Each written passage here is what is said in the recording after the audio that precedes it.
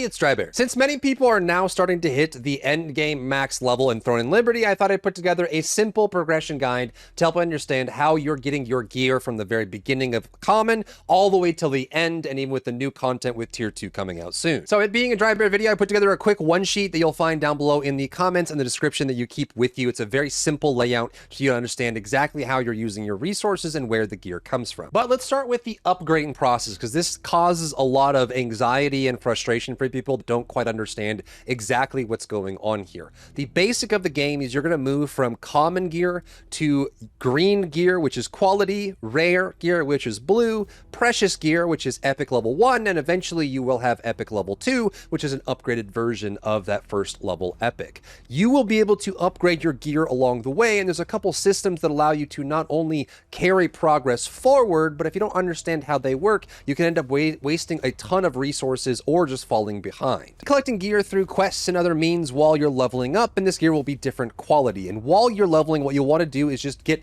a whole bunch of green gear. Luckily, you can't really mess up the green gear that you have while leveling. This will take you usually to level 25 or 30 before you start getting better blue gear, and then at level 50, you'll start getting better purple gear that you can transfer forward as well. If you press period on PC, I'm not sure what it is on console, but whatever that button is, you'll go to the equipment enchanting screen that you see here. You'll be able to level up gear, transfer gear, and do traits for gear that you have selected as well. So let's select a green piece of gear, and we can see that when we are leveling up a green piece of gear, it requires a green quality growth stone that matches that type. You'll then be using those growth stones to upgrade the gear. Now, if we look at a piece of gear, there's multiple different levels of stats. When you're upgrading the gear and increasing its level, it is the white implicit stats that go up. So if I level this up, you'll notice that as I raise this up, damage and crit chance go up with this weapon, but it doesn't increase anything else on the item. So we'll just give you a better range of base stats, but it won't affect the traits in major ways or change other values on that stat as well. But it is very worth it to level up these pieces because you'll get a lot more value out of them. And you've probably already figured out where this is going. If we need green growth stones to level up green gear, then we need blue growth stones to level up blue gear, and we need purple precious growth stones to level up precious gear. And we keep pressing that forward and forward. So the question is, what do you do with your resources as you're progressing? Say you get a full list of green gear while you're leveling up and you're putting those together, and then all of a sudden a blue piece of gear drops. How should you manage to upgrade your gear so that you can be the most efficient? And the answer is in with the transfer system. So you can transfer items that are of equal quality. So you can transfer the level progress on a green pair of pants to another green pair of pants, or you can transfer that progress to a one level higher than that previous set. So if it's green pants, you can transfer those up to a blue armor piece that you want to transfer that gear up to. It won't be it won't be like level 6 to level 6 on the max, since green maxes out at level 6 and then blue and purple max out at level 9, but it will transfer all the XP that that item has, and the higher quality gear have a higher level of XP required. So what you'll do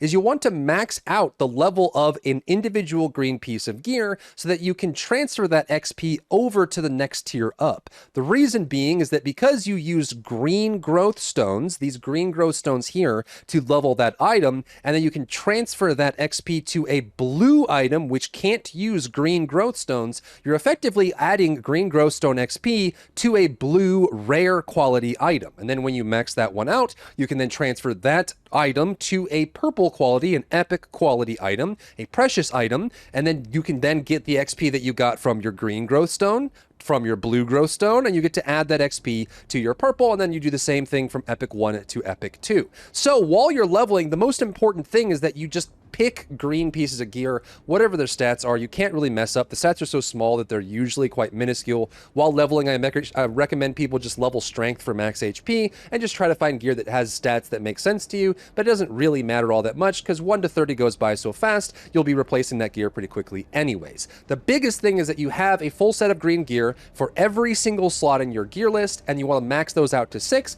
and then find a good, reasonable piece of blue gear that you can transfer that XP from the green gear to the blue gear so they can use that blue item as fodder for when you start getting your epic quality gear. Now, there's a couple things to note about the transfer process that you'll want to understand fully. The first is that when you transfer an item, so if we take a green ring here and we transfer it to a blue ring, the ring that we use, the ring that we, or the item that we're using as fodder gets completely destroyed. So you lose all the stats on it. Any extra progress besides XP on that item gets lost. That item goes away completely. So generally, when you're leveling up and trying to get to endgame, a lot of people, just because they want to be hyper efficient, they actually won't do any traits on their gear. Like, they actually won't level these traits up. They won't convert duplicates into it and get traits on them, because they know that when they transfer the gear, they're going to lose all the traits anyways. It's just going to be used as fodder to level up your higher quality gear. So they just make sure they level it up and transfer it over. And then once you get to end game, that's when you start making sure that you're doing the traits properly for the gear itself. And we'll talk about that in a minute. The second thing to note is that it will take 3 levels worth of the previous tier item and apply it to the current item regardless. It doesn't give you a full 3 levels, but most people are saying that it's most efficient to level your item up to like level 6 or level 7, depending on what quality you're talking about. Like, say it's like an epic 1, you may want to get the epic 1 to level 6 3/4 or 2/4, whatever, and then you can transfer the that over to an epic 2, and you can get that all the way up to max level, because a lot of times when you're leveling something up, it's going to require more and more of those resources. So there's an argument to be made that you could actually transfer the item towards the end of that level up process on that item, so that the XP that you're applying, since it's the same amount regardless, gets applied on a higher tier where you have to spend more resources to get it. Now, keep in mind that it's a fixed amount of XP. So like, for example, if we have this ring at level 7 right now, it's going to give us 41%. Like, we go from 3%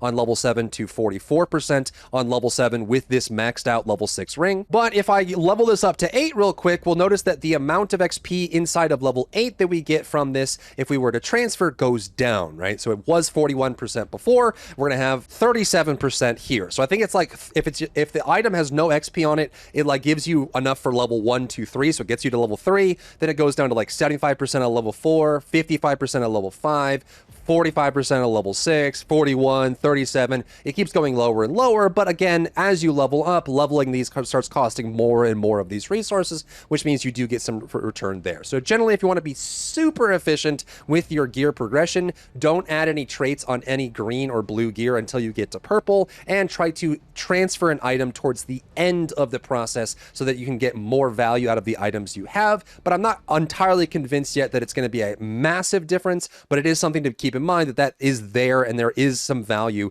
in doing that later on. So just to bring it back full circle to this, again, you're going green gear, maxing it out to level 6, then you transfer it to blue gear towards the end of that leveling process to get it to level 9, then you get epic gear, you transfer your blue gear over to epic gear, then you max out your epic gear, and you transfer that over to your epic 2 gear once you have some, or once it becomes available in game. Another thing to keep in mind, I put a note here on the screen as well. A blue item with full traits is typically better than an epic item with no traits. So if you decide to put traits, like level up traits on a blue item, you can hold off on getting a purple item, kind of line up the right item with the right stats, level up the traits, level it up a little bit, then when you're ready, transfer it over, or try to get some extra value out of that from the traits. The traits do convert into XP for you, but it's not super useful considering the amount of resources you'll be spending to get the traits themselves. Next, let's talk about traits, because this is a big part of making a piece of gear more powerful, right? Once you have a piece of gear that you really like, you think it's really strong, you're going to use it for your build, then you want to start leveling up the traits that you have. You have 3 trait slots on some, you're going to get different amounts of trait slots depending on the gear you're talking about, and you'll be able to unlock traits using trait stones, like trait unlock stones, or various other methods, and you'll be able to level up the traits as well. You'll notice that there are some options here, and I'm not going to go into in depth on how to maximize traits, what traits to look for, just the general process of trait acquisition. So if you look at a specific item, you'll notice right now it's looking for select like equipment, but it can't find any, and that's because to level up this specific trait, you need to find another item that has that exact trait on it and use that duplicate item to level up the trait on this item. So in this case, we have heavy attack chance. We want to find another item that has heavy attack chance on it to level up that trait. But I had one set up so we can actually look at that. So I have a sword and shield here that has hit chance on it. This Blade of the Resistance has hit chance on it. I happen to also have a Sword of Striking that has hit chance on it, and you'll notice that I can use that as material to level up the trait tier of the hit chance on this specific item, and I can keep doing that, unlocking new slots and getting new traits. And you'll notice that there's a lot of really interesting traits that you can pick up on these. Using trait stones, you can pick up good stats that make the weapon better and better, and these can make a massive difference in how strong your piece of gear is. Now that we know how the gear progression works, let's talk about what your end game grind sources are going to be and how those function.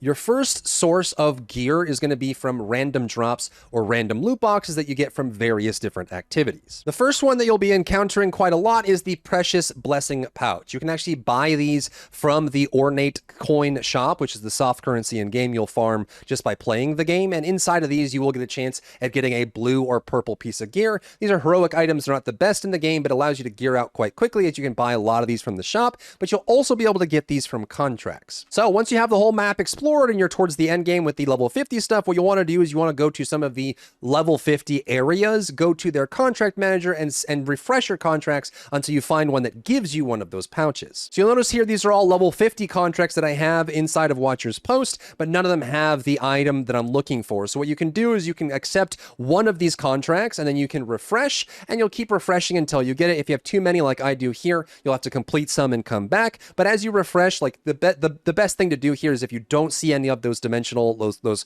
pocket coin sacks that you have, if you don't have those, take one, because you have to take one to refresh, grab a contract, refresh, grab a contract, refresh, and wait until you get one here. It is still useful to get the Abyssal Contract token points and, of course, the materials that you have here for crafting and weapon mastery and things like that, but you are looking for one of those bags that will give you a random chance at loot. You'll sometimes always also get Abyss currency or random drops in the world, and you can use the Abyss currency to make the Precious Equipment chests that will give you a chance to select items inside of these. So you'll find various random sources where items will randomly drop. You'll get currency that you can use to create selection chests, or you'll get the pouches that are random gear, but you're just going to be constantly getting these random sources of gear that will eventually start to pile up. Next are your dimensional gear sources, primarily your co-op dungeons. So these come from your dimensional contract tokens. If you go in game, you'll see that you have two primary currencies, the dimensional contract token and the abyssal contract token. So if you go in game and you go to your map,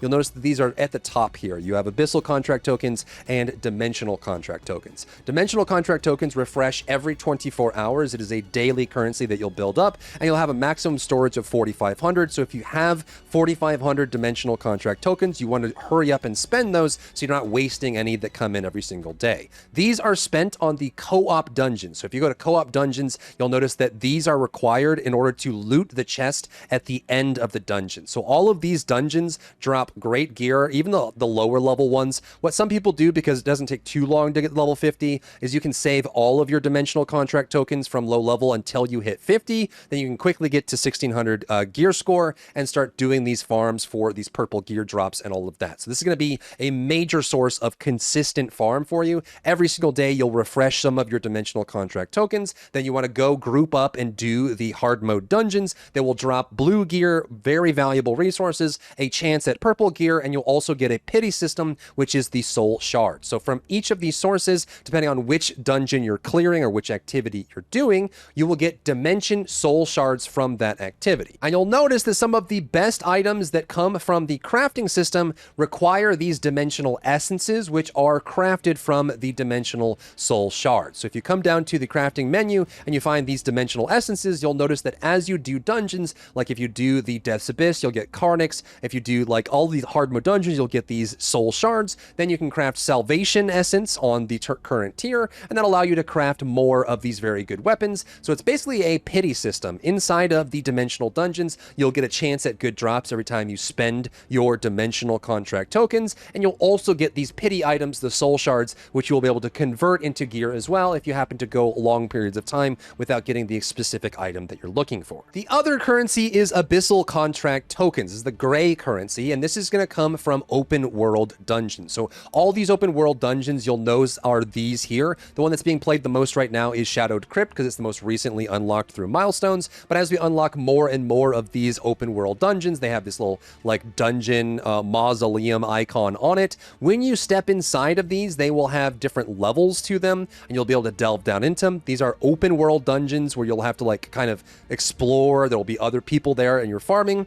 As you're killing enemies inside of these dungeons, they will consume a small amount of your Abyssal Contract tokens and have a chance to drop random loot based on the location that you're in. So what you'll do is you'll usually just go into the open area, look for something like in the looking for party. You'll notice there's a bunch of people in here like looking for crypt.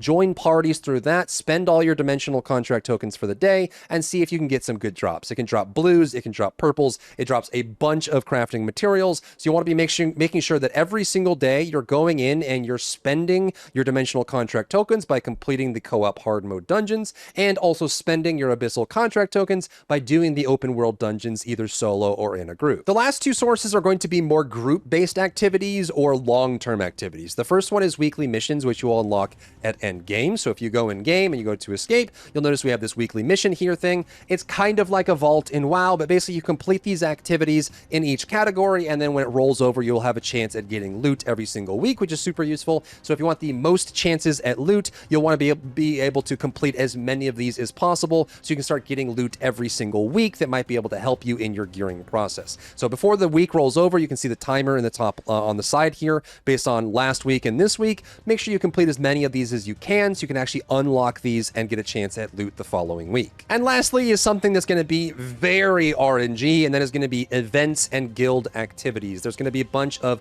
open world events, PvP events, PvE events, guild activities. When you join a guild and start doing activities, there is going to be a chance that you will get good gear from it. It depends on the guild that you're in, what kind of loot settings they have for doing these activities, how they distribute loot and all that. And also you might just get lucky in doing one of these events or raids that allow you to get a bunch of loot. So it's something that you want to be doing every week. If you have the time or you want to be part of the social aspect of Throne Liberty, make sure you're doing your guild events. There are going to be guild raids inside of your guild hall that you can access and things that you can look at with guild points, and that's going to be a nice source of gear for you. But again, you could go long periods of time participating in a guild and not get any loot, or you get showered in loot. It's going to be very RNG and very dependent on how good your guild is, how active they are, and also how they distribute loot. Some guilds might do it randomly, some guilds may allow you to keep what you kill, that sort of thing. It depends on all of that. But these are going to be your primary sources of getting gear. The two that I would make sure that you do and keep an eye on are going to be the Dimensional and Abyssals.